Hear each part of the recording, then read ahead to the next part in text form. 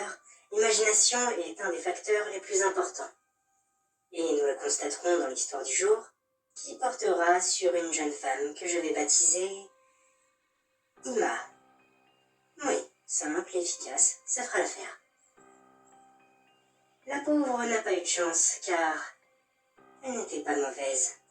Mais comme certaines âmes qui l'ont précédée et d'autres qui l'ont suivie, elle était devenue trop dangereuse pour son entourage. À tel point qu'elle fut directement responsable de la mort de son meilleur ami.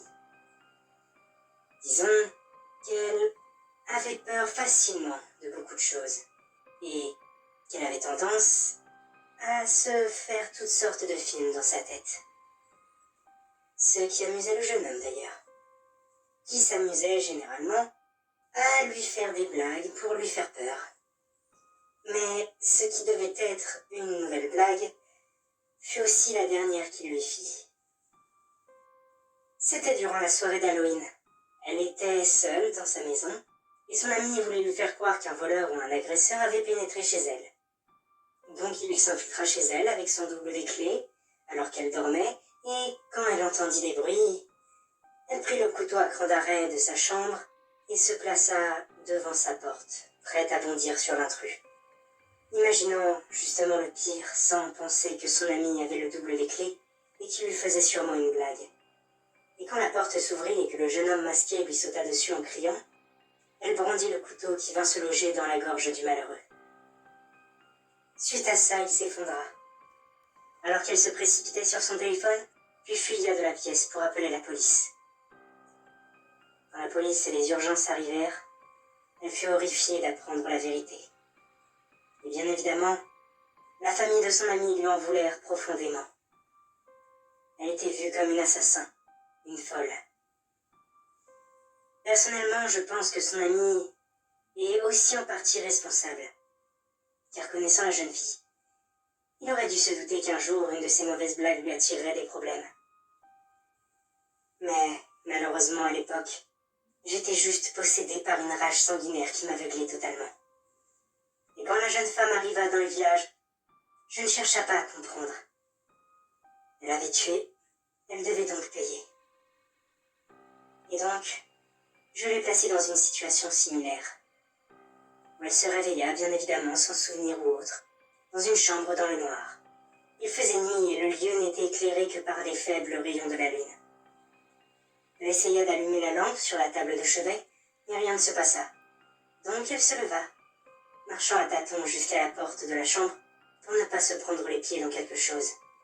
Et quand elle sortit, elle se retrouva dans un grand couloir éclairé lui aussi par la lumière de la lune, qui passait par les grandes et nombreuses fenêtres qui s'y trouvaient. Et en avançant dans le couloir, elle vit toutes sortes de choses. Des armures placées contre le mur dans des espaces entre les fenêtres, et de l'autre côté de nombreux tableaux et portraits. Mais ce qui était inquiétant avec ces œuvres, c'est que tous les personnages présents dedans, qu'importe la situation dans laquelle ils se trouvaient, avaient le visage comme effacé. En effet, aucune expression, aucun trait. Juste un grand vide. Ce qui mettait bien évidemment Ima mal à l'aise, et ne pouvait l'empêcher d'essayer d'imaginer les expressions des personnages au fur et à mesure qu'elle avançait. Mais il y avait aussi le fait qu'elle soit plongée dans les ténèbres, seulement éclairée par la lune qui l'angoissait.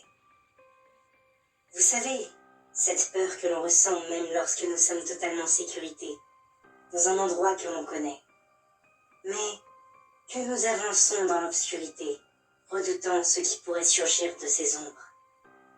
Et comme Ima avait l'imagination fertile, elle imaginait tout type de monstres ou entités qui pourraient se manifester de ces ombres. Donc, ce n'était pas difficile de lui faire peur.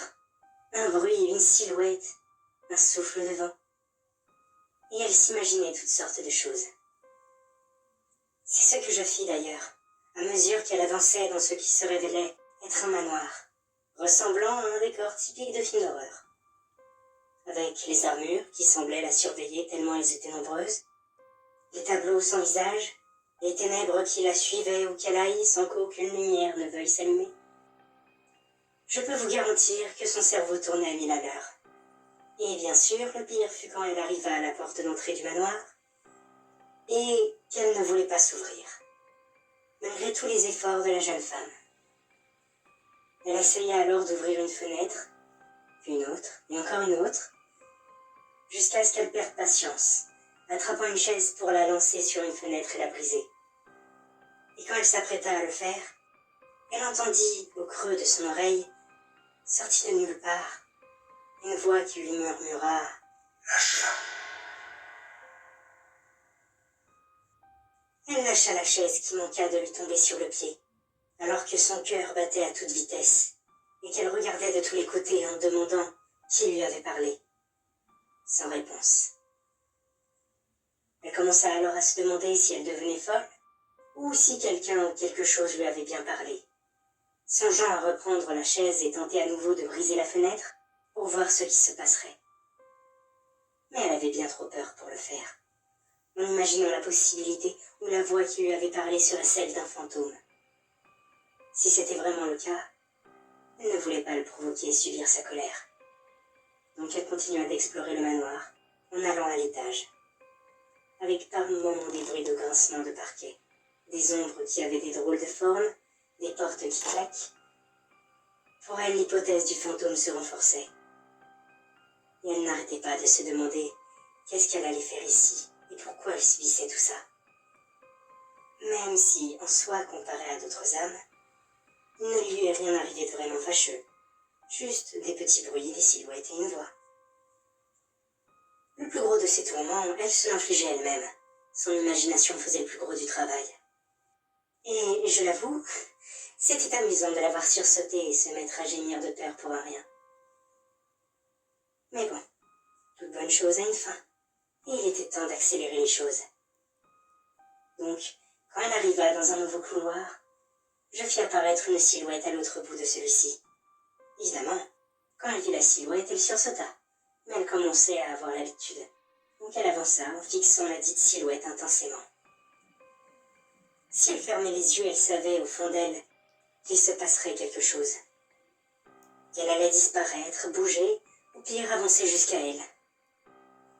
En sachant ce qu'elle avait en tête, je ne pus m'empêcher de vouloir surpasser ses attentes.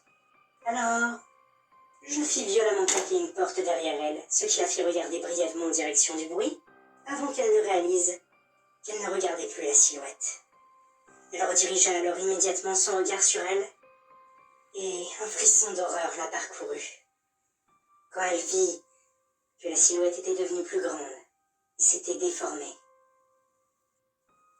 Alors qu'avant elle avait une forme plutôt humanoïde, là, on aurait plutôt dit une immense bête cachée dans les ombres, et qui commençait à avancer doucement vers notre âme paniquée, qui la regardait pourtant.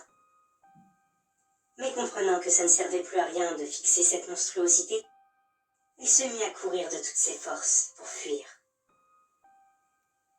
En fuyant, elle ne pouvait s'empêcher d'imaginer toutes les horreurs qu'elle subirait si elle se faisait attraper. Mais alors qu'elle s'apprêtait à descendre les escaliers pour retourner dans le hall, je fis disparaître la marche sur laquelle elle allait poser le pied.